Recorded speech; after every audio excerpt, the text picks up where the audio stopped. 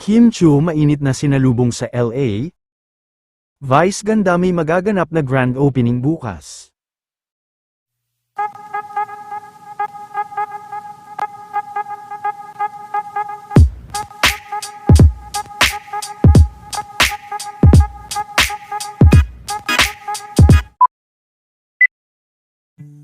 Matapos ang naging mahabang biyahe nila Kim Chiu at iba pang mga kapamilya artist papunta sa Los Angeles, California, ay nakarating na nga sila, at hanggang sa LA ay talagang full support pa din, ang mga Kim Pao fans, na matyaga na nag-abang kay Kim. Excited na rin ang mga fans sa magiging pagkikita nila Kim at Paolo Avellino.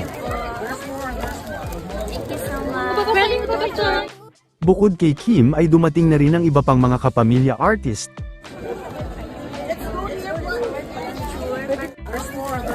Thank you so much.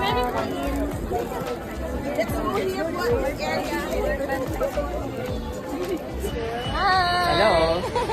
See you on Ontario.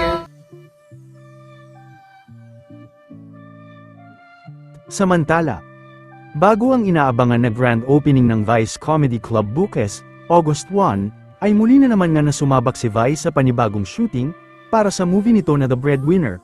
Muli rin ito na dumaan kahapon sa club, habang kasama nito ang kanyang mga kaibigan. Sa magaganap din na opening ng Vice Comedy Club bukas, ay all-star cast umano ang club at 500 naman ang kanilang door charge bukas.